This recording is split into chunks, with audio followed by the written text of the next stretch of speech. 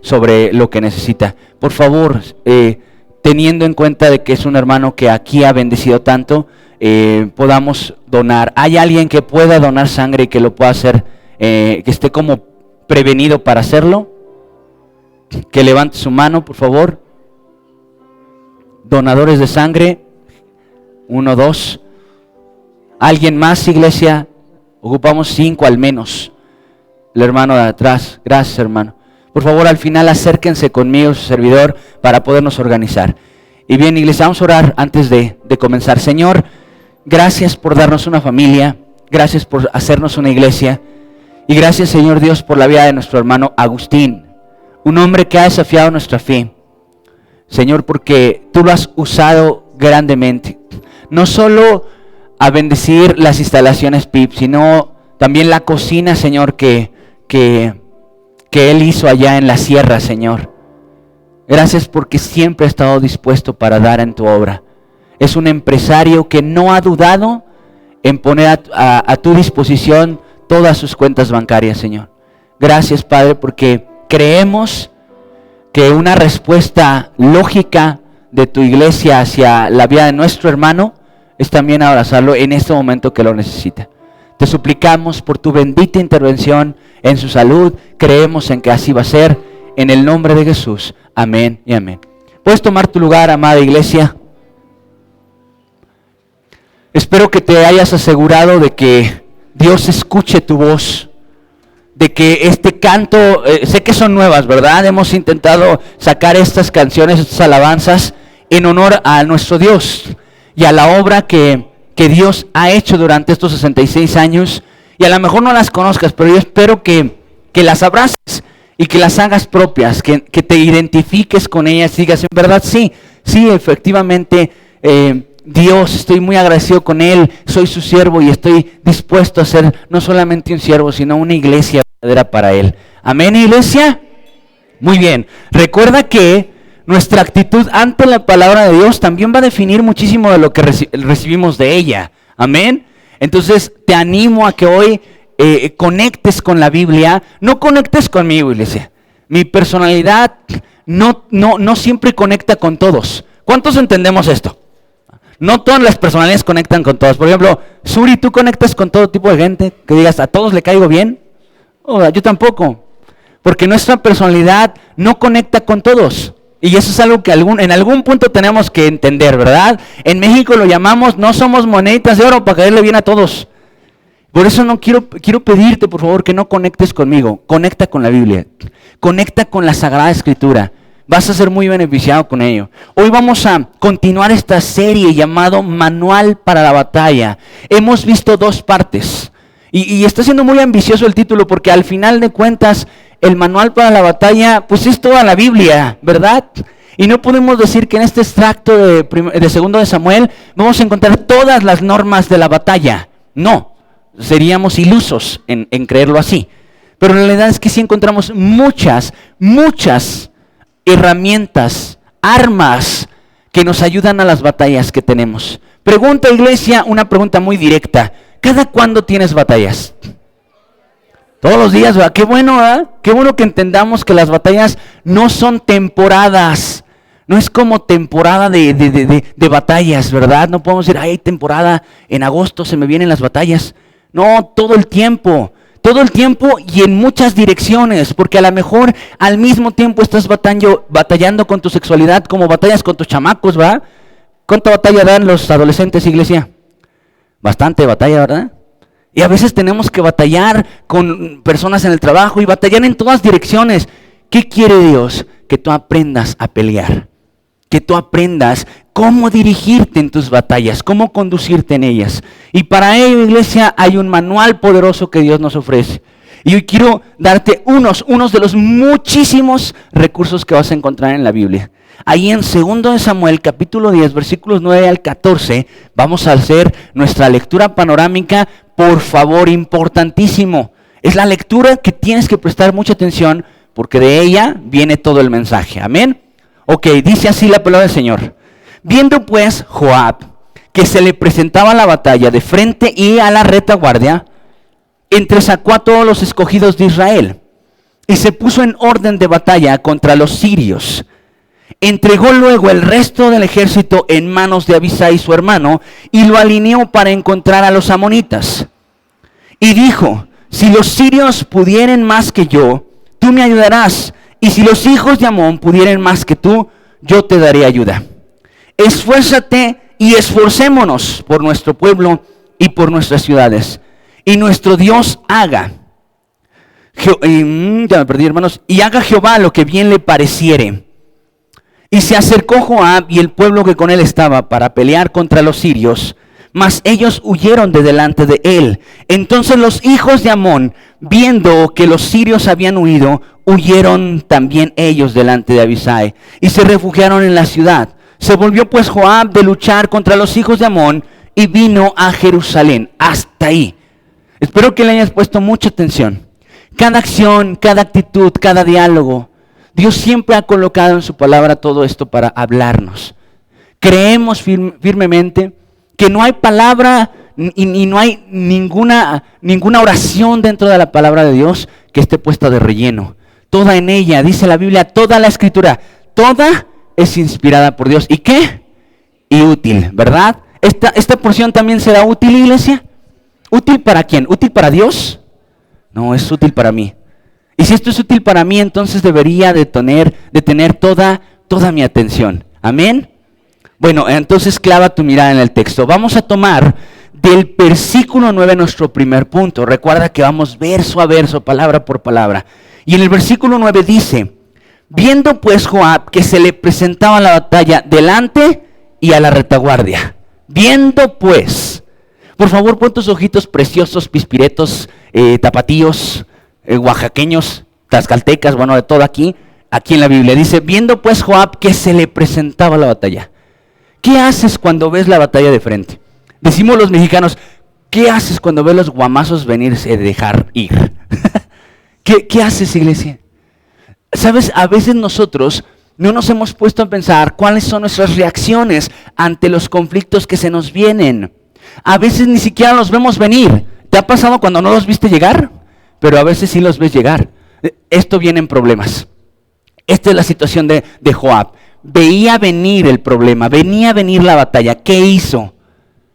¿Qué hizo? Y es importante entonces observar lo que hizo, porque Dios nos quiere armar a todos nosotros. Este primer punto se llama así: viendo que se presenta la batalla. Entendamos, iglesia, que todos tenemos batallas de diferentes índoles. Un adolescente no tiene las batallas que un joven no tiene las batallas que un anciano. ¿Con qué batalla más un anciano, iglesia? Con la salud, ¿verdad? Con los nietos, con muchas cosas. Pero las batallas son muy diferentes. Este mensaje es para ti, para mí, para todos, para todes. No, no es cierto. Escuchen, iglesia, dice la palabra de Dios ahí en 1 Samuel 15, 13, 5 al 13. Escúchalo con atención. Entonces los filisteos se juntaron para pelear contra Israel. 30,000 carros, 6,000 hombres de a caballo y pueblo numeroso como la arena que está a la orilla del mar. Y subieron y acamparon en Micmas, al oriente de Bet-Aven. Cuando los hombres de Israel vieron que estaban en estrecho porque el pueblo estaba en aprieto, se escondieron en cuevas, en fosos, en peñascos, en rocas y en cisternas. Y algunos de los hebreos pasaron el Jordán a la tierra de Gad y de Galad, pero Saúl permanecía aún en Gilad, y todo el pueblo iba tras él temblando. Y él esperó 7 días conforme al plazo que Samuel había dicho, pero Samuel no venía a Gilgad, y el pueblo se le desertaba. Entonces dijo Saúl: traedme holocausto y ofrendas de paz, y ofreció el holocausto. Y cuando él acababa de ofrecer holocausto, he aquí Samuel que venía, y Saúl salió a recibirle para saludarle. Entonces Samuel dijo: ¿qué has hecho? Y Saúl respondió: porque vi que en el pueblo se me desertaba, y que tú no venías dentro del plazo señalado, y que los filisteos estaban reunidos en Micmas, y me dije: ahora descenderán los filisteos contra mí a Gilgad, y yo no he implorado en favor de Jehová. Me esforcé pues y ofrecí holocausto. Entonces Samuel dijo a Saúl: locamente has hecho, ¿no guardaste el mandamiento de Jehová tu Dios, que él te había ordenado? Pues ahora Jehová hubiera confirmado tu reino sobre Israel para siempre. Gracias. Esta escena no es desconocida para nosotros, iglesia.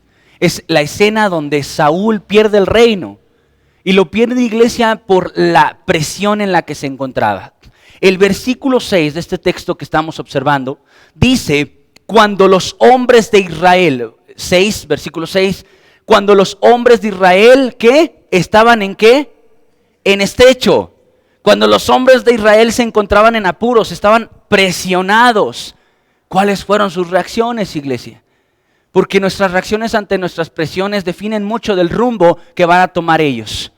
Y dice la Biblia que cuando ellos se vieron en apuros o en estrecho, ellos lo primero que hicieron fue que huir, esconderse. Es como un jovencillo que embaraza a su novia y cuando se entera que se embaraza, ¡vámonos! Porque en lugar de enfrentar el conflicto, se echa a correr. Huir de nuestros problemas, iglesia, no es confrontarlos. Huir de nuestros problemas es la actitud carnal de los cobardes, de los necios, iglesia. Dios quiere que tú asumas tus batallas y que no huyas de ellas. ¿Sabes por qué muchas veces tu matrimonio, tu familia, tu economía está donde está? Porque has huido mucho tiempo de tus conflictos. En lugar de enfrentarlos, huyes de ellos. Y Dios quiere enseñarte a confrontar esos conflictos que son inaludibles. Ahora escucha, iglesia, lo primero que hicieron fue esconderse en cuevas, fosos, peñascos, rocas, cisternas. Es decir, donde pudieran, ¿verdad? Donde pudieran, donde encontraran un lugar. Ellos buscaron un refugio. Ahora, ¿es malo buscar un refugio, iglesia? No, lo malo es ¿qué refugios agarras? ¿Cuál es tu refugio cuando estás pasando por problemas? Hay gente que se refugia en el alcoholismo, hay gente que se refugia en las drogas, hay gente que tiene refugios ahí. Ahora escucha, la Biblia dice en Salmos, cuando mi corazón desmayare, llévame a la roca que es más alta que yo. Así que cuando yo estoy pasando por problemas difíciles, mi primer refugio, el más poderoso, el más seguro, es Jehová. Amén. Cuando tú estás pasando por un conflicto, iglesia, ¿qué reacción? Vete, métete a tu cuarto y agarra la Biblia, agarra un libro. Acabamos de tener una semana preciosísima con el reto de 144 horas. ¿Lo habías visto así? 144 horas ininterrumpidas de oración. ¿Cuándo habías hecho esto? Qué hermoso saberlo, ¿no? Qué hermoso que hoy tenemos un culto diciendo, esta semana nos metimos con Dios en serio. 148 horas donde nos refugiamos en Cristo Jesús. Ahora escucha, agarra tu Biblia, agarra un libro, léelo, que Dios te hable y ora lo que Dios te hable. Vas a encontrar, te firmo que vas a encontrar aliento, dirección. Dios te va a apagar los humos, ¿verdad? Porque a veces con la cabeza caliente hacemos bobadas. Pero cuando estamos en la Biblia, cuando Dios nos está hablando, nos empieza a dar dirección y a iluminar. ¿Vamos bien, iglesia? ¿Vamos bien o me regreso? Ok, hasta los veo espantados cuando digo me regreso. Segunda actitud que tomaron, presta atención por favor. Dice que se escondieron. Luego el versículo 7 al final dice que todo el pueblo iba tras Saúl temblando. Quisiera que tú y yo pudiéramos imaginarnos esa escena. ¿Cómo ves al pueblo ahí acobardado, verdad? ¿Ves al pueblo? ¿Te imaginas una multitud escondida tras las faldas de Saúl? Ahí apanicados porque ya venían los enemigos. Qué ridículo, ¿verdad? Se ve ese cuadro. La segunda actitud que tipifica esta escena es cuando te pasa algo, vienes venir el conflicto, estás en presión y vas a buscar a personas. Vas tras las faldas de personas. Esto le ocurre mucho a los papás. Cuando sus hijos ya están grandes y no les permites madurar, entonces si el nenito tiene un problema, va con mami. Mami, debo en Coppel. No mejora mi vida, al contrario, mami. Y mami da para que pague el nene Coppel. Y que Electra, y que ayúdame, y que págame. Y después de los 18, si tú no lo estás permitiendo madurar, tú estás permitiendo que tu hijo sea alguien que esté tras tus faldas. Y se vea tan ridículo como la escena que acabamos de ver con Saúl y todo el pueblo. ¿Cierto o no, iglesia? Los conflictos son necesarios para la vida de todas las personas. Debemos aprender a afrontarlos. Ya no buscar las faldas de nadie, porque tenemos la poderosa mano de Jehová. ¿Cierto o no, amada iglesia? No tenemos que ir tras las faldas de nadie. Y esto tipifica que cuando te pasa algo, vas con otra persona a buscar su apoyo. Y una tercera actitud vemos en esta porción. Dice la Biblia, versículo 6, lo quiero mencionar una vez más para enfatizarlo. Cuando el pueblo se vio en apuros, que estaban en estrecho, lo primero que hicieron fue echarse a correr a cisternas. Lo segundo, ir tras las faldas de Saúl. Y lo tercero, ¿qué hizo Saúl cuando se vio presionado? Le dijo a Samuel, pues porque vi que tú no llegabas, el pueblo se desertaba, los filisteos los tenía yo en la nuca, pues entonces agarré y ofrecí. ¿Y qué le respondió Samuel a Saúl, iglesia? Locamente has hecho. Te chiflaste, Saúl. Locamente has hecho. Nosotros cometemos arrebatos cuando estamos presionados. Nuestros mayores arrebatos ocurren cuando estamos presionados. Cuando tienes una urgencia económica, tomas decisiones que luego comprometen más las finanzas de tu familia. Cuando estás presionado en tu familia, cuando tu esposo está ahí como cuchillito de palo, o tu esposa, y estás presionado por muchas direcciones, tomas decisiones locas. Que luego, iglesia, te hacen perder el reino. ¿Qué le hizo perder a Saúl, iglesia? Casi nada, ¿verdad? Perdió el reino. Tú puedes perder mucho cuando dejas que las presiones te lleven a tomar decisiones catastróficas, por decirlo menos. Éxodo 14, 10 al 12 dice también. Y cuando Faraón se hubo acercado, los hijos de Israel alzaron sus ojos. Y he aquí que los egipcios venían tras ellos. Porque los hijos de Israel temieron en gran manera, y clamaron a Jehová. Y dijeron a Moisés, ¿no había sepulcros en Egipto que nos has sacado para que muramos en el desierto? ¿Por qué has hecho así con nosotros que nos has sacado de Egipto? ¿No es esto lo que te hablamos en Egipto diciendo, déjanos servir a los egipcios? Porque mejor nos fuera servir a los egipcios que morir nosotros en el desierto. Muchas gracias. Me encanta porque tenemos altares en PIB y Dios nos ha estado bombardeando previamente. Si tú lees conmigo la Biblia todos los días, esta semana iniciamos el libro de Éxodo, si lo ubicas, ¿va? E incluso tenemos devocionales acerca de esto. Y dice la palabra de Dios que Dios llegó y sacó a su pueblo de Egipto. Y no fue fácil porque tuvo que pasar muchísimas plagas para que esto se diera. Pero salen. Pero dice la Biblia en su narrativa que Faraón dijo, ¿qué hice? Dejé ir al pueblo de Israel, ya la regué. Entonces agarren sus carros, vamos a perseguirlos. Voltean los israelitas y ven que el ejército de Egipto viene tras ellos. ¿Qué reacción tuvieron? Parecería esperanzador que la primera actitud fue clamar a Jehová, ¿cierto o no? Dice, y clamaron a Jehová, versículo 10, ahí lo tenemos, versículo 10. Y clamaron a Jehová. Pues correcto, ¿no? Cuando el ejército viene detrás de ti, cuando viene la presión sobre ti, qué bueno es clamar. Pero después, ¿qué hicieron, iglesia? Versículo 11 en adelante. Dijeron a Moisés, no, ¿a poco no hay tantos sepulcros allá? ¿Nos hubieras dejado allá? Que nos mataran allá. Después de clamar, reclamaron. Si tú eres un cristianoide que sí clama y ora, pero también reclama, hay un problema. Hay un problema.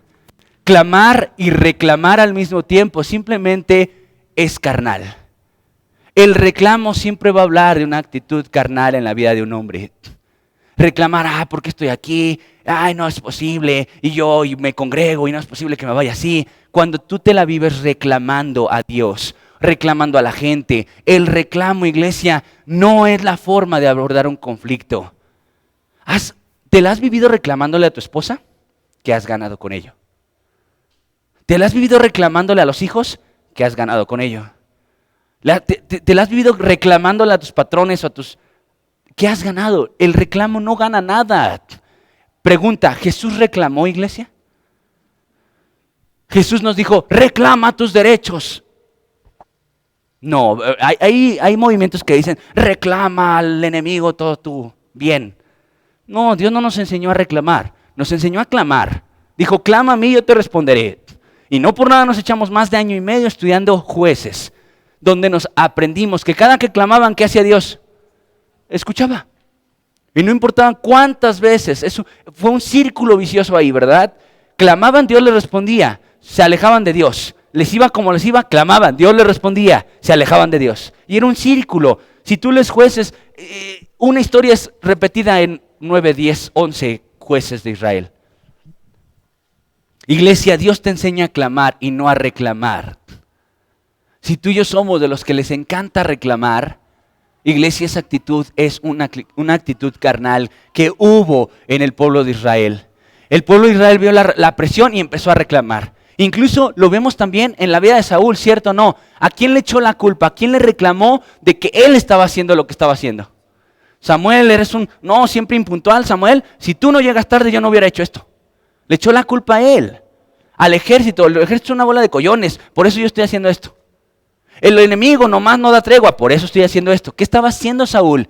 Reclamando en lugar de decir, yo la regué, hice lo que no debía haber hecho, pero sencillamente el reclamo, iglesia, nos lleva a esos rincones donde ya después no tenemos ni siquiera salida. ¿Vamos bien, amada iglesia? Ahora escucha, presta atención a esto. En Primera de Reyes 19, 2 al 6, nos habla de uno de los reyes más malvados que tuvo Israel. Y uno de los reyes más buenos, más íntegros que también tuvo el pueblo de Dios. ¿Escuchamos? Entonces envió Jezabel a Elías, un mensajero, diciendo, No. así me hagan los Corregimos dioses. esa cita. Ok. Perdón. Sí, seguimos. Entonces envió Jezabel a Elías, un mensajero, diciendo, así me hagan los dioses y aún me añadan, si mañana a estas horas yo no he puesto tu persona como la de uno de ellos. Viendo pues el peligro, se levantó y se fue para salvar su vida y vino a Berseba, que está en Judá, y dejó allí a su criado. Y él se fue por el desierto un día de camino y vino y se sentó debajo de un enebro. Y deseando morirse dijo, basta ya, oh Jehová, quítame la vida, pues yo no soy mejor que mis padres. Y echándose debajo del enebro se quedó dormido, y he aquí luego un ángel tocó y le dijo, levántate, come. Entonces él miró, y he aquí a su cabecera una torta cocida sobre las ascuas y una vasija de agua. Y comió y bebió y volvió a dormirse. Perdón, hermanos, crucé mis cables, perdónenme. Estamos en esta parte de la escritura que nos lleva a entender qué hacemos cuando vienen los problemas hacia nuestras vidas, ¿ok? Cuando viene la presión, cuando viene la batalla. Dice la palabra de Dios ahí en Primera de Reyes 19 que Elías venía de una victoria sin igual. Venía invicto el hombre. Fue uno de los profetas más poderosos en Israel. Acababa de eliminar a cientos de profetas de Baal, profetas y sacerdotes de Baal. Había hecho un altar y había hecho un desafío público que no hubo nunca jamás hubo uno igual. Él desafió a las tinieblas. Dijo, a ver que Dios responde, enciendan ese altar y que su Dios envíe el fuego. Monten ese altar y yo haré lo mismo. Y tú sabes la historia. Dice la Biblia que cuando le tocó el turno a Elías, él incluso echó agua al altar y clamó a Dios y Dios envió fuego y consumió hasta las piedras de ese altar. Así venía, ¿verdad? Venía de quitarle la vida a cientos de profetas, pero la Biblia dice que una mujer, Jezabel, le mandó a decir, hoy también tú te vas a morir. ¿Y qué pasó? ¿Cuál fue la actitud? ¿Cómo respondió ante esta presión, iglesia? Con depresión. Se metió a una cueva, se puso a dormir, fue hasta que Dios lo despertó para que comiera. La depresión puede ser una respuesta con la que tú estás abordando muchos de tus conflictos, iglesia. Escucha bien, observa a Elías. Al escuchar una amenaza, lo que él respondió, su reacción fue la depresión. Quiero preguntarte, iglesia, esto es un debate muy interesante en la iglesia, porque muchos dicen, un cristiano no podría deprimirse. Un cristiano nunca debería deprimirse, pero pregunta, según la Biblia, ¿un creyente puede deprimirse? Según la Biblia, sí. Sí puede deprimirse. ¿Dios abandona a los que se deprimen? No, lo vemos en Elías. Iglesia, escucha, aunque Dios no abandona al deprimido y aunque puedes pasar por depresión siendo creyente, esto no significa que sea bueno, que sea la actitud con la que tú tienes que abordar las amenazas. Iglesia, yo te lo voy a poner en algo muy práctico, la pandemia. ¿Qué actitudes tenías cuando escuchabas la pandemia? Si tú estabas igual de ansioso, si no tenías esperanza, no, nos vamos a morir, todos nos vamos a morir. Si tenías ansiedad y no confianza en Dios, tú y yo estábamos abordando esas amenazas de muerte a nuestras vidas de una manera igual que Elías. Iglesia, lo dijimos muchas veces durante la pandemia. Tú no vas a vivir más años de los que Dios ya dispuso. Tú y yo podríamos morirnos por COVID, sí. No somos intocables. Dios nos hizo salvos, no intocables. Dios nos hizo salvos, no inmunes. ¿Cierto o no? ¿Te puede dar COVID y morirte de eso? Sí, nos puede dar si Dios lo quiere. Porque cuando te creó, iglesia, dijo, bueno, este Huguito va a durar hasta aquí. Hasta aquí va a durar, no va a durar más. Ni va a durar menos. Va a durar lo que yo ya prescribí que duraría. Amén, iglesia. Así que, iglesia, nuestras actitudes cuando vemos amenazas de muerte también definen mucho de nuestra fe. ¿En quién estamos confiando? ¿Qué pasa cuando tú recibes unos estudios que dicen tiene cáncer? Se va a morir. Quiero decirte algo, iglesia, que te va a sonar bien fúnebre esto. Todos nos vamos a morir. Todos los que están aquí se van a morir. Nadie de aquí está garantizado que dura los 80 y tantos, 90 y tantos, iglesia. Todos nos vamos a morir. El problema es que el creyente no está listo para morir. Quiere vivir, pero no entiende que fue diseñado su cuerpo para morir. Dios vino a la cruz para salvar tu alma o para salvar tu cuerpo. Tu alma. Aseguró tu alma en el cielo y no aseguró tu cuerpo en la tierra. Iglesia, te vas a morir.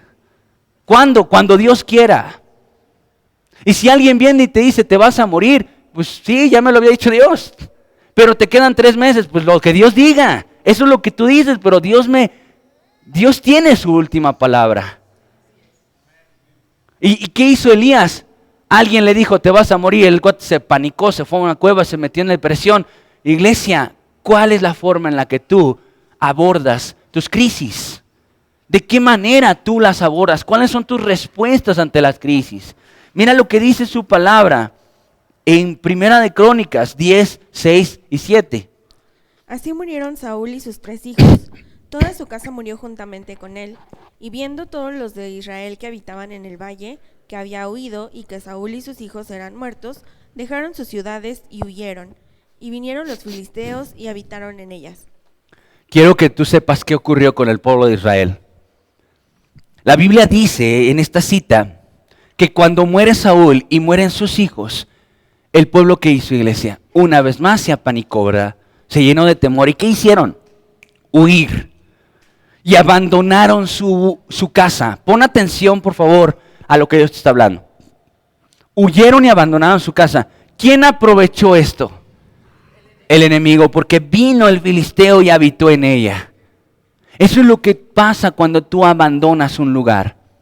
Si tú abandonas tu paternidad, porque ya estoy cansado, ya batallé mucho, que haga lo que quiera. Cuando tú abandonas por cobarde, por ya no querer seguir batallando con tus hijos, si tú abandonas tu paternidad, ¿quién la aborda? El enemigo.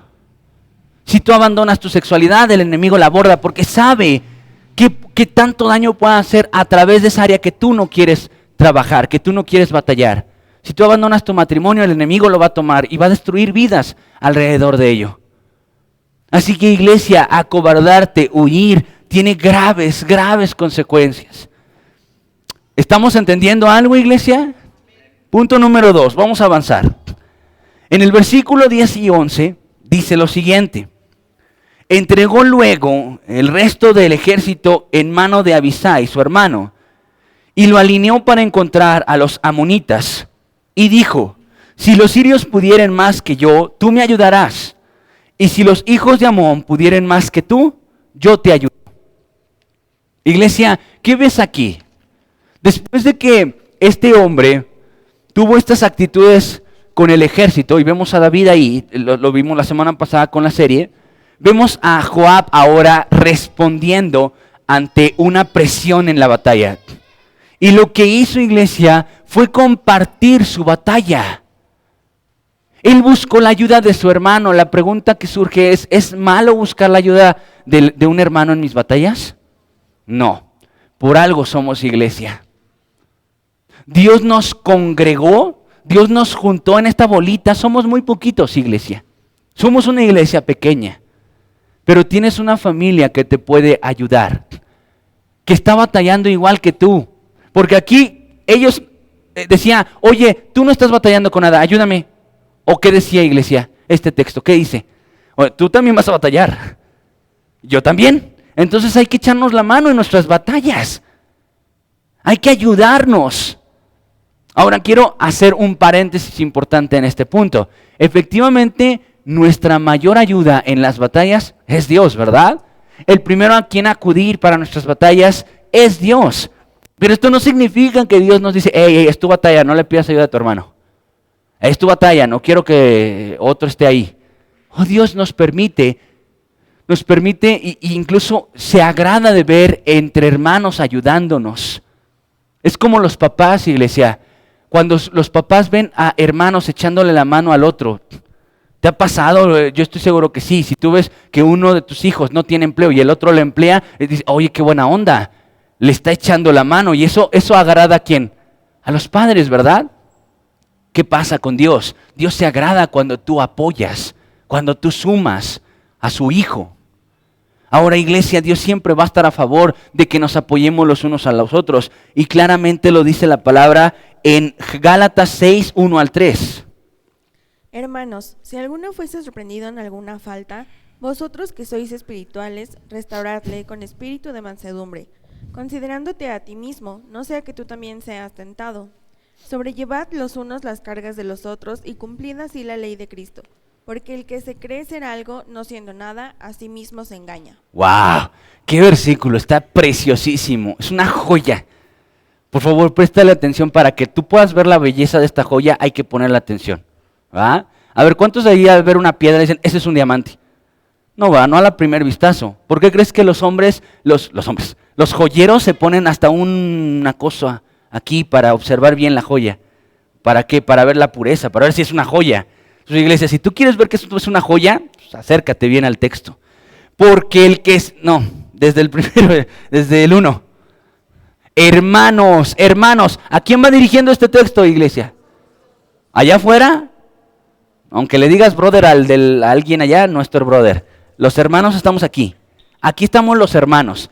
Hermanos, si alguno fuere sorprendido en una falta, iglesia, ¿será que ninguno aquí tenga faltas? Por favor, levante su mano. Quien diga, no, yo faltas nada, pura palomita.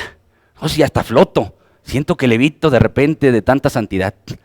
No, ¿verdad? Pura bola de pecadores hay aquí. Empezando por su pastor. Ahora dice, si alguno fuera sorprendido en alguna falta, vosotros sois espirituales, restauradle. ¿Qué quiere que tú hagas por aquel que está teniendo batallas en lo sexual? Que le restaures. ¿Pero qué hacemos?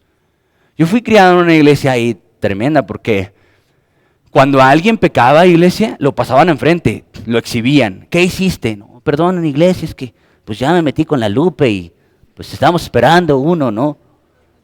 Y lo exhibían, pues qué pecador, siéntate hasta atrás, nadie le hable, no puede servir, no puede hacer nada, es un pecador. ¿Y aquí qué dice? Es que nos alejamos del texto. ¿Qué dice? Que cuando un hermano la riegue, restáuralo, con espíritu de... Porque a veces restauramos, ¿cómo andas? ¿Pecaste? Qué mal. Eso no es mansedumbre. La mansedumbre es una actitud que hubo también en Cristo. Amén. Ahora dice con mansedumbre, considerándote a ti mismo.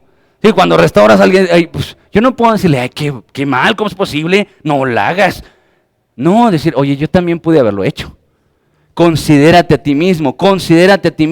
No sea que tú también seas tentado, ¿verdad? ¿Cuántos vamos a ser tentados por el diablo, iglesia, en esta semana? Todos. Ahora dice, continuamos por favor. Sobrellevad los unos las cargas de los otros y cumplid así la... ¿De quién? Porque según la ley de Moisés, una persona que es cachada en adulterio, ¿qué se le tiene que hacer? Según la ley de Moisés, apedrearlo. Según la ley de Moisés, si aquí alguno de ustedes, hermanos, la riega con otra mujer, lo tenemos que poner en medio allá en el patio, porque aquí pues el chorreadero estaría fuerte. ¿O quién limpia? O sea, allá afuera, allá abajo, una pedreada de aquellas. Según la ley pero según la ley de Cristo, ¿qué tenemos que hacer? Restaurarlo, sobrellevar su carga, considerarme a Él. La regó, yo también la pude haber regado. Yo no soy inmune, yo también pude haber caído en donde Él cayó. ¿Qué tengo que hacer? Abrazarlo. Vamos a echarle ganas juntos. Vamos a buscar al Señor, vamos a meternos con Dios juntos. Eso tenemos que hacer. Y no solo señalar. Me encanta esta gráfica, ¿verdad? Jesús no hizo esto con tu pecado, sino esto con tu pecado. ¿Lo entiendes así? Señalar o ayudar. Esa es tu opción. Ahora escucha. Dice, porque el que se cree ser algo, no siendo nada, a sí mismo se engaña. Así culmina este texto. ¿Ya pudimos ver la belleza de esta joya? Qué bueno, hermanos. Hay más todavía. Jueces 1:1-4 dice. Aconteció después de la muerte de Josué, que los hijos de Israel consultaron a Jehová, diciendo, ¿quién de nosotros subirá primero a pelear contra los cananeos? Y Jehová respondió, Judá subirá. He aquí, yo he entregado la tierra en sus manos. Y Judá dijo a Simeón su hermano, sube conmigo al territorio que se me fue adjudicado, y peleemos contra el cananeo. Y yo también iré contigo al tuyo. Y Simeón fue con él. Y subió Judá, y Jehová entregó en sus manos al cananeo y al fereceo, e hicieron de ellos en Besec a 10,000 hombres. Muchas gracias. Esta porción de la Escritura la estudiamos verso a verso hace años.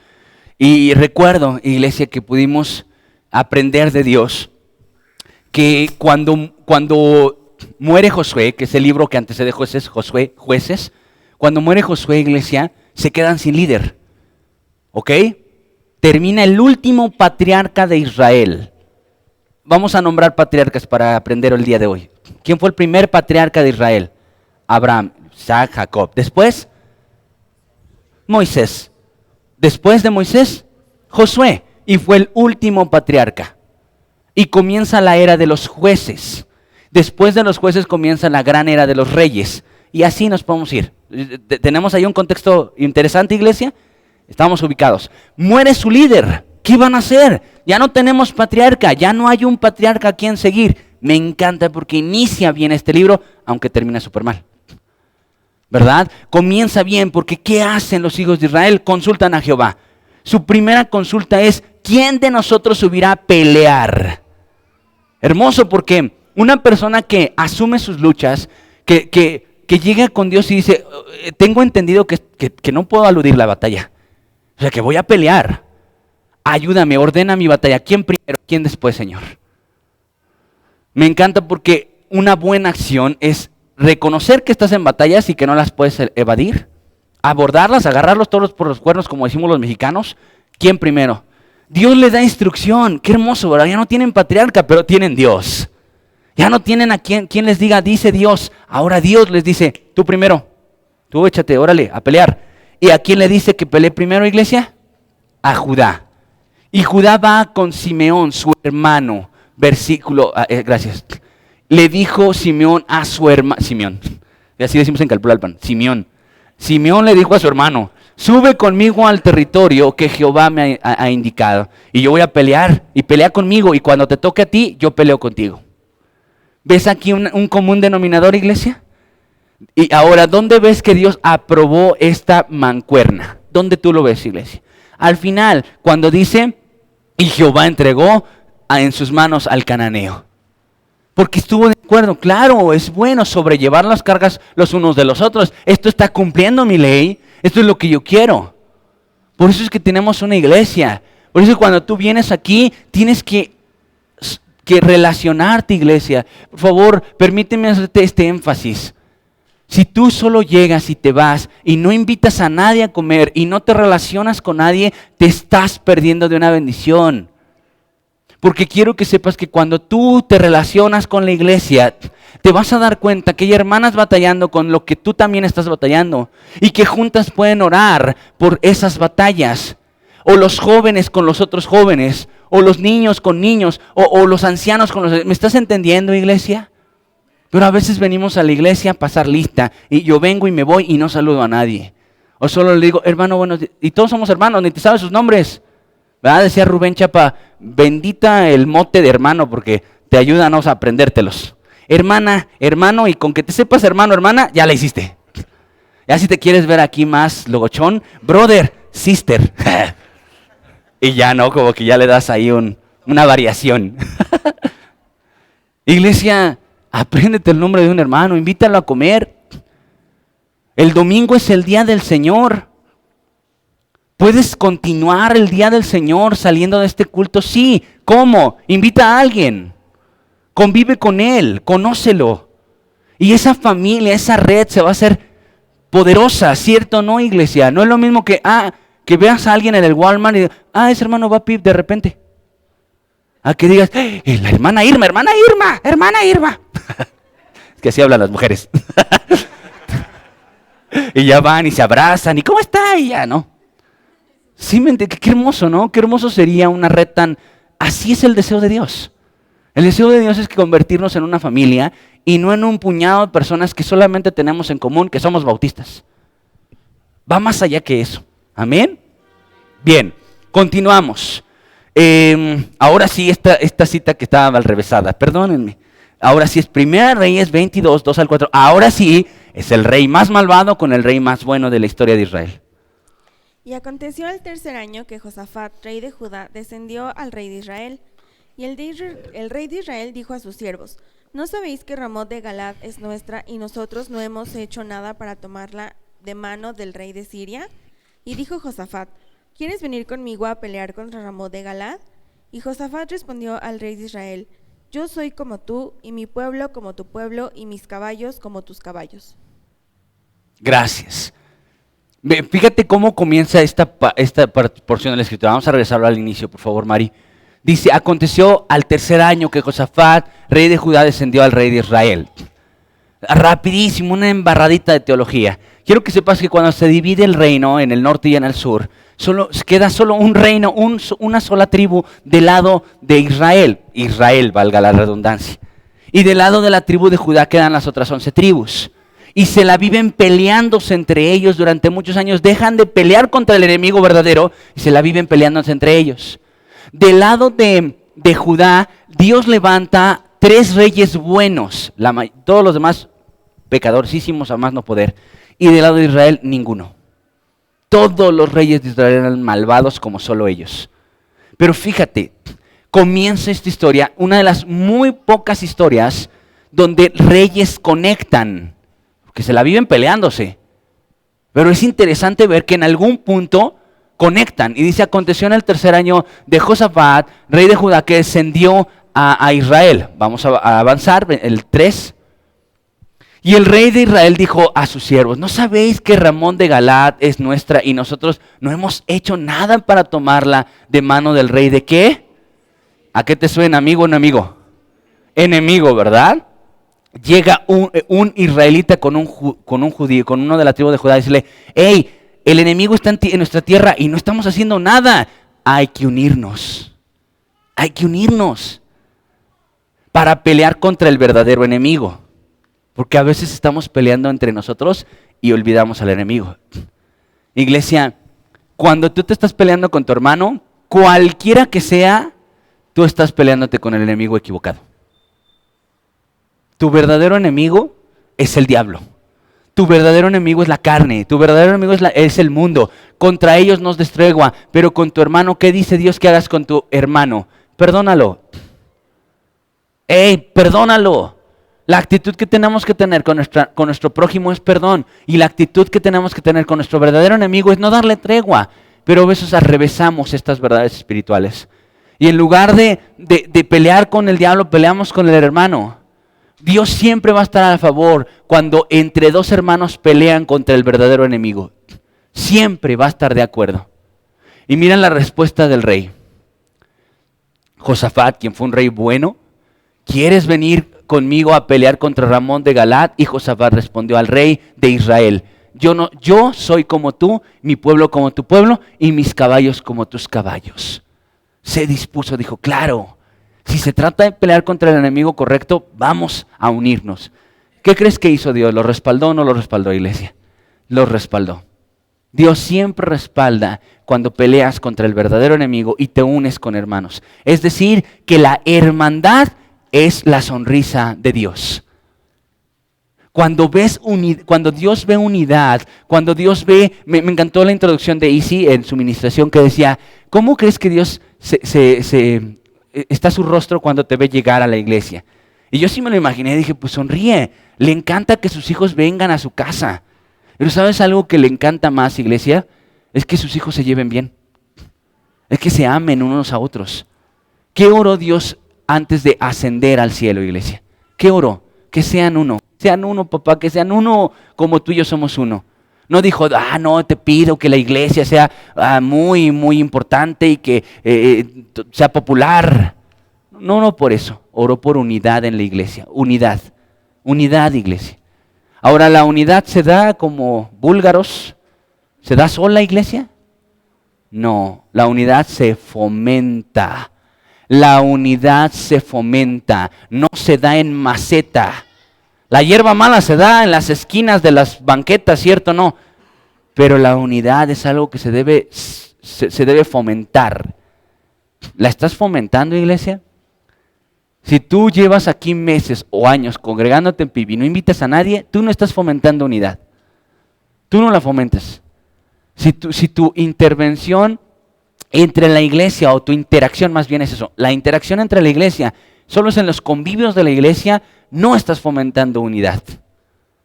La unidad se fomenta y se vive y se tiene que estar invirtiendo. Cuando estás en unidad, también te vas a dar cuenta que el hermanito tiene sus actitudes. ¿Qué vas a hacer? Bueno, entonces córtalas. No, pues la unidad es permanecer juntos, por encima de nuestras diferencias, por encima de las ópticas con las que miramos las cosas. ¿Amén, iglesia? Ok, qué bueno que estás siendo bendecido por la palabra. Eclesiastés 4:4 al 12 dice: Mejores son dos que uno, porque tienen mejor paga de su trabajo. Porque si cayeren, el uno levantará a su compañero. Pero hay del solo, que cuando cayere no habrá segundo que lo levante. También si dos durmieren juntos, se calentarán mutuamente. Mas ¿cómo se calentará uno solo? Y si alguno prevaleciere contra uno, dos le resistirán. Y cordón de 3 dobleces no se rompe pronto. Gracias. Vamos a observar este texto, iglesia. Dice la palabra de Dios, mejores son. En Génesis dice, no es bueno que el hombre esté. La soledad siempre va a ser el inicio de muchos pecados. Cuando Eva pecó en desobediencia, ¿cómo estaba, iglesia? Sola. Cuando David pecó con Betsabé, ¿cómo estaba? Solo. La soledad es mucho de los inicios de muchas maldades en nuestro corazón. No es bueno que estés solo. Evita estar solo. Evítalo. Ahora, Dios no quiere que estés solo en tus batallas. Si hay un lugar donde no quiere que estés solo es en tus batallas. No estés solo, iglesia. En primer lugar, acompáñate de la bendita presencia de Dios. Y en segundo lugar, toma provecho de que hay muchos allá en tu congregación que pueden darte compañía, acompañamiento en tus batallas. Amén. Dice, porque tienen mejor paga de su trabajo. Claro, cuando estamos trabajando, iglesia, por ejemplo, vamos a pensar ese castillo. ¿Una sola persona puede hacer ese castillo? Sí. Pero si lo hacen entre dos, ¿sería más rápido y mejor? Sí. Entonces el trabajo en equipo mejora. Amén. ¿Vamos bien? Porque si cayere uno, ¿qué? Le levantará su compañero. Iglesia, ¿cuántas veces has caído, iglesia? Has caído en muchos pecados. Levanta tu mano. Yo he tenido muchas caídas. ¿Sabes? Aquí hay personas que te pueden levantar. El siguiente proyecto, el siguiente altar. Esta semana tuvimos este altar de 144 horas de oración ininterrumpida. El siguiente altar para febrero va a ser las llamadas de oración. Vamos a elegir a 2 hermanos de la congre y nos vamos a llamar a ciertas horas en donde las que acordemos para ministrarnos, orar, cargas unos por otros. Es el mes del amor y la amistad. Y vamos a hacer ese desafío. ¿Te parece hermoso, iglesia? A mí precioso, ¿eh? Y me van a rifar a mí, iglesia. O sea, yo voy a ser rifado para llamarte. Ahora, iglesia, ahí te va, importante esto. Le levantará a su compañero. Pero fíjate esta frase. Pero ay del solo ay del solo, que cuando cayere no habrá un segundo que le levante. Iglesia, ay del solo. Si te das cuenta, ahí en National Geographic, ¿verdad? Cuando una leona caza, lo primero que hace es separar a uno. Busca que esté solo, porque no ataca a toda la manada. Busca al solo. No estés solo, iglesia. No estés solo. Es más, te lo digo en declaración, no estás solo. Hay un Dios que te extiende su mano y hay una iglesia que está dispuesta a apoyarte. No porque es perfecta, no porque es inmaculada, porque está batallando con mucho de lo que tú también estás batallando. Por eso te podemos ayudar. Por eso podemos estar hombro a hombro juntos, iglesia, llevando nuestras heridas, nuestras batallas ante el mismo Dios. Amén. Ahora mira lo que dice. También si dos durmieren juntos, se calentarán juntamente, ¿verdad? Bueno, aquí sí no te agarres a un hermano. Aquí sí es un texto para matrimonios, iglesia, porque vas a decir, hermana, no la hagas. O sea, este sí es un texto de matrimonios. Si tú estás frío, pues háblale a tu esposa. Y si no tienes esposa, cásate. No te andes quemando, ¿verdad?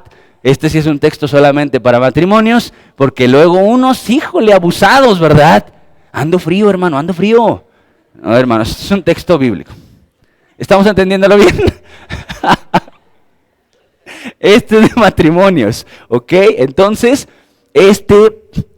Dios nos ofrece la oportunidad de experimentar la unidad y el beneficio de la unidad. Dice, si alguno prevaleciere contra uno, dos le resistirán, y cordón de 3 dobleces no se rompe. Amén. Dios busca que tú puedas experimentar esta fortaleza en tu Dios y en tu iglesia. Punto número 3. Tenemos muy pocos versículos para el punto 3. Pon atención, estamos por terminar. En el versículo 12 dice, ¿qué dice, iglesia? Léanlo fuertísimo todos ustedes con esa voz de arcángel.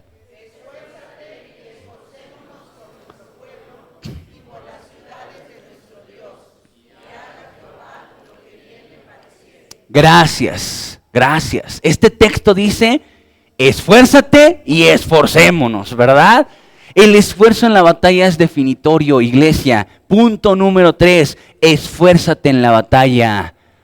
Iglesia, si no te está causando un esfuerzo, tu fe, no estás en la fe. Te voy a explicar cómo está la cosa. Cuando tú vas a un gimnasio, iglesia, ¿cuántos han ido a un gimnasio aunque sea pagar la membresía de enero? ¿No? Algunos, ¿verdad? Suele suceder. Cuando tú vas a un gimnasio, iglesia, y tú llegas a las pesas, si tú agarras unas pesitas chiquititas y no te representan ningún esfuerzo, tu cuerpo no se estimula porque no le representa un desafío. Cuando tú vas a un gimnasio tienes que agarrar un peso que te desafíe. No vas a agarrarte los pesotas gigantes más grandes, vas a agarrarte un peso que te desafíe. ¿Vamos entendiendo algo? Entonces, iglesia, vas al punto de la rutina, por eso se llaman rutinas en el gimnasio. El día 1 agarras ese peso que te desafía y tu cuerpo dice, caray, esto no lo habíamos hecho. Y al siguiente día haces ese peso y el cuerpo empieza a decir, porque es un cuerpo inteligente que diseñó un Dios inteligente. Empieza a decir, espérate, esto va a estar pasando. Tengo que preparar mi cuerpo porque hay un esfuerzo que ya está demandándonos, ¿no? Y es cuando crece, cuando se fortalece, cuando empieza a crecer su resistencia. Porque fue desafiado. ¿Estamos entendiendo algo, iglesia? No, aquí vamos a salir fitness, ¿eh? De aquí al gimnasio todos. Ahora, iglesia, si yo ya tuve 2 meses de un desafío corporal y voy al gimnasio y agarro otra vez las pesitas, ¿me van a hacer algo? ¿Por qué no? Porque mi cuerpo ya está acostumbrado. Entonces, cuando yo estoy en la fe, iglesia, y yo no desafío mi vida de fe, yo tampoco voy a crecer. Si soy un creyente que lee un versículo a la semana, tu cuerpo se acostumbra y ya no crece. Necesitas siempre desafiar tu fe, desafiarte. Iglesia, decir, ok, nunca he leído la Biblia completa, la voy a leer. ¿Será un gran desafío para tu vida espiritual? ¿Va a haber crecimiento? Sí. Oye, yo no puedo orar ni 10 minutos, voy a desafiarme, voy a orar 11. Pero es algo, ¿no? Es un avance. Algo es algo, por algo se empieza. Después ya no son 11, son 12 y de repente ya logras mucho. ¿Saben? Yo estoy gordo Y yo no puedo hacer dominadas. ¿Quién conoce las dominadas? Las de agarrarte acá y subir hasta arriba. Yo no podía, ni 2 aguantaba, iglesia, porque estoy gordis. Pero la hermana se burla. Qué mala onda. Y ¿cómo logras dominar las dominadas? Pues haz 1, 2, hasta dominar, iglesia. Ahorita, ay, ¿cómo me ven? Ya aguanto 7. Pero hay unos tipos que aguantan 15. Digo, no la hagas, están locos. Pero no crees que al primer día hicieron 15. Comenzaron desafiando su vida, su cuerpo, hasta lograr 15. Iglesia, si tú no desafías tu vida espiritual, no va a venir tu pastor con leche tibia a decirte, venga, che, yo te leo la Biblia y yo te la explico y aquí vas a crecer. No, iglesia, tú vas a crecer el tanto que desafíes tu vida espiritual. Tú vas a crecer eso. Y tú tienes altares en PIB para que puedas crecer espiritualmente. Pero tampoco o sea, ya te los grabamos, y ya te los hacemos devocional, y ya te leemos libros. ¿Qué más, hermano? ¿Qué más podríamos hacerte? ¿Papillitas espirituales? No, ahora mínimo te toca escucharlas. Mínimo te toca ejercitarte en la fe, iglesia, y tú vas a crecer. Y tu crecimiento, ¿a quién va a favorecer la fuerza? A ti, iglesia. Si tú solo vienes a la iglesia para ver cómo otros sirven, otros crecen, otros conocen a Dios, es lo mismo que tú fueras al gimnasio a sentarte a ver cómo otros hacen rutinas. Wow, ese cuate ya levanta más. Hace 8 días no lo hizo. Va creciendo. Vamos, qué padre. No vas a nada. No vas a nada. Yo cuando voy veo a chavos que se sientan con su cel media, 40 minutos. ¿Qué rayos haces? No tienes tiempo, o tienes mucho tiempo, o mucho dinero, ¿no? Porque el gimnasio es caro. No vas a perder el tiempo. No vas a hacer amigos, vas a hacer ejercicio. Iglesia, ¿a qué vienes aquí?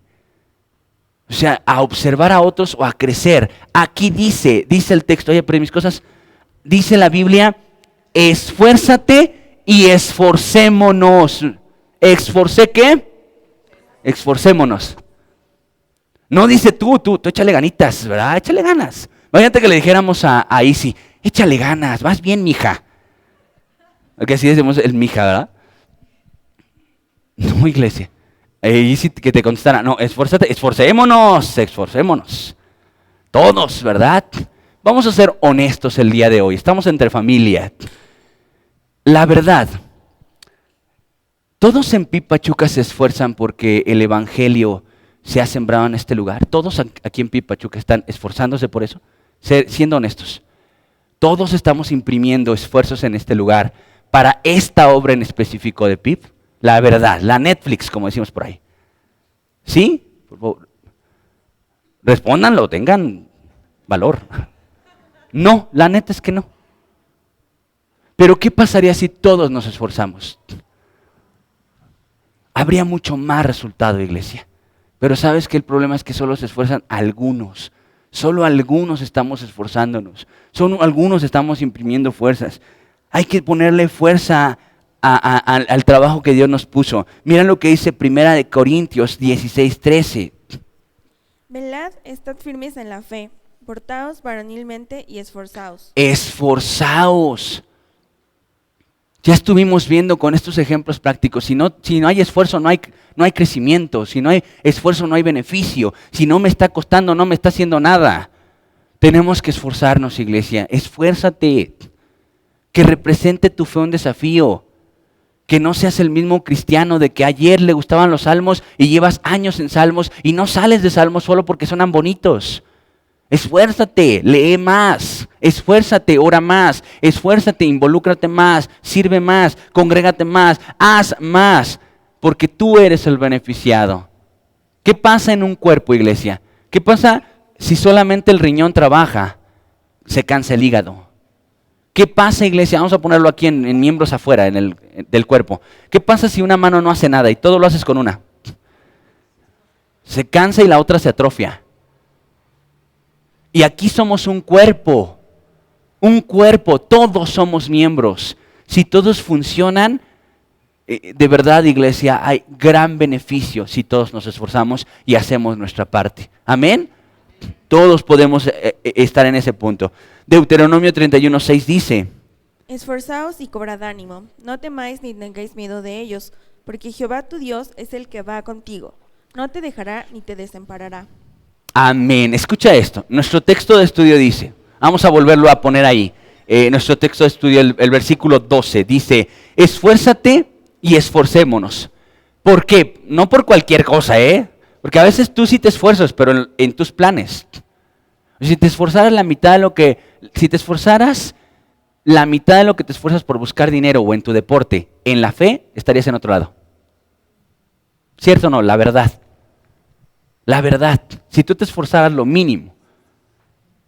Ahora escucha, dice, por vuestro pueblo y vuestras ciudades, de vuestro Dios. Aquí te dice, no es para ti, es para Dios. Y haga Jehová el bien que le pareciere. Aquí vemos dirección en la dinámica. Yo me voy a esforzar, tú te vas a esforzar, Dios va a hacer su parte. ¿Cierto o no? Esfuérzate, esforcémonos, todos vamos a hacer algo y Dios también va a hacer algo. Porque lo contrario es echarte a la hamaca. Cuando un cristianoide, creyentoide dice, Dios peleará por mí, yo me voy a echar a dormir. Porque Jehová es el que pelea, pues yo qué voy a hacer, nada, Dios hará. ¿Eso es la actitud que Dios quiere que tengas? Que tú no hagas nada, que te digas, no, nenito, tú quédate en la hamaca, yo hago tus tareas. Tú no te preocupes, yo batallo por tu matrimonio en tu lugar. Yo gano la batalla con tu suegra, yo gano la batalla en tu matrimonio, yo gano la batalla con tus hijos. ¿Eso te dice Dios? No, dice, esfuérzate tú, esfuércese todos, yo hago mi parte. Ahora, ¿Dios hace su parte siempre o a veces, iglesia? Siempre. Ahora, ¿tú haces tu parte o a veces? A veces. Y aquí sí se podría agregar nunca. Nunca. Espero que Dios lo haga todo. Con el famosísimo, lo pongo en tus manos, Señor. Entonces, bendita, tú haz. Yo ya no quiero hacer nada, tú haz. Porque suena divino, ¿verdad? Suena romántico poner las cosas en las manos de Dios. Pero si tú no haces nada, iglesia, tú estás esperando que Dios lidie batallas que tú tienes que hacer. Esfuérzate, esforcémonos, Dios hará.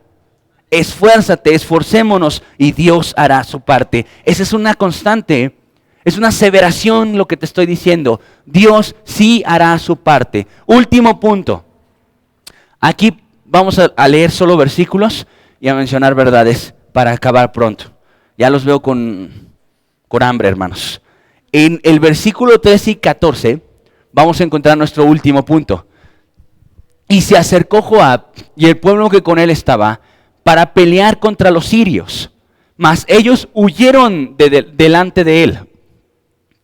Entonces los hijos de Amón, viendo que los sirios habían huido, huyeron también ellos delante de Abisai y se refugiaron en la ciudad. Y se volvió pues Joab del lugar de luchar contra los hijos de Amón y vino a Jerusalén. ¿Qué ves aquí? ¿Quién es el que sale huyendo?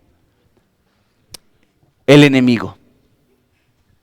Hemos mencionado y enfatizado que el creyente no debería huir de sus batallas. El que debe huir es el diablo.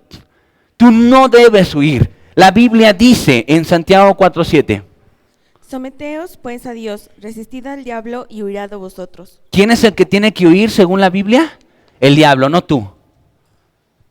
El diablo es el que tiene que huir. Él es el que tiene que salir corriendo, no tú. El problema es que el creyente sale huyendo. Nada más deja, ahorita vas a ver, termina el culto, vamos, salen huyendo. Como si hubiera alarma sísmica. Y apenas estamos por terminar, ¡fum! ¿No? Y uno tiene que hasta presionar, no se vayan porque hay avisos. Como que tratas de contenerlos. Pero ¿sabes qué, iglesia? La Biblia dice, no te apresures. Escucha bien lo que dice la Biblia. No te apresures a irte de mi presencia. Yo lo viví en este reto de levantarme a las 3 de la madrugada. Y veía el reloj y decía, faltan 10 minutos. Y Dios me decía, no te apresures. No te apresures a irte de mí. Porque ¿cómo te sentirías, no? Estar con una persona, ay, en 10 me voy de Fer. Uf, ¿cómo se sentiría Fer? Ay, gracias, no, pues ya llégale si quieres de una vez. Sí, claro. Iglesia, no te apresures de irte a la presencia de Dios. El domingo es día del Señor y no termina cuando el pastor dice, Dios les bendiga, que la paz de Cristo esté con ustedes. Ahí no termina. puedes continuar disfrutando de la presencia de Dios, estando aquí, conviviendo con los hermanos. No te apresures a irte. El que se tiene que ir es el diablo, tú no. El que tiene que huir es el diablo. La Biblia dice, Lucas 4, 9 al 13. Y le llevó a Jerusalén y le puso sobre el pináculo del templo y le dijo: si eres hijo de Dios, échate de aquí abajo, porque escrito está: a sus ángeles mandará acerca de ti para que te guarden, y en las manos te sostendrán para que no tropieces con tu pie en piedra. Respondiendo Jesús le dijo: dicho está, no tentarás al Señor tu Dios. Y cuando el diablo hubo acabado toda esta tentación, se apartó de él por un tiempo. Gracias. ¿Quién fue el que se apartó?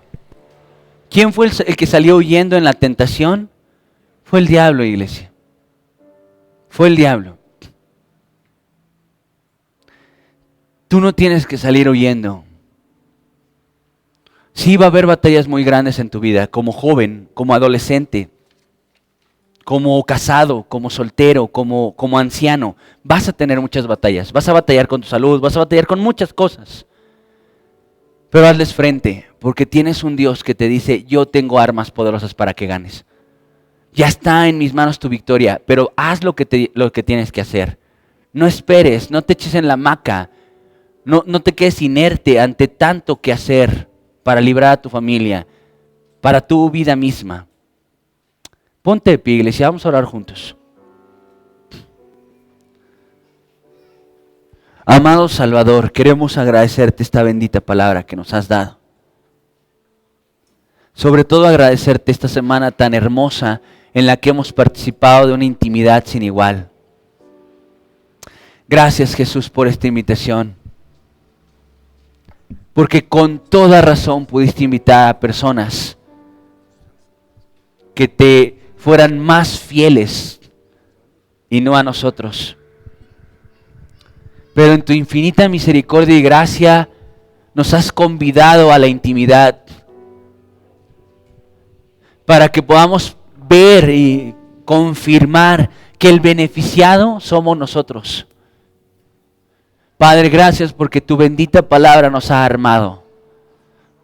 Nos ha previsto, Señor Dios, de que va a haber batallas en nuestra vida y que tú quieres que el creyente tenga victoria. Gracias por tu palabra, Señor. Ayúdanos a abordarla con fe, sobre todo a obedecerla. No queremos archivarla, no queremos llevarla allí una prédica más. En verdad queremos ponerla en práctica, esforzarnos, crecer, Señor, y ser desafiados por tu bendita palabra. Gracias, Dios, en el nombre de Jesús. Amén. Amén. Iglesia.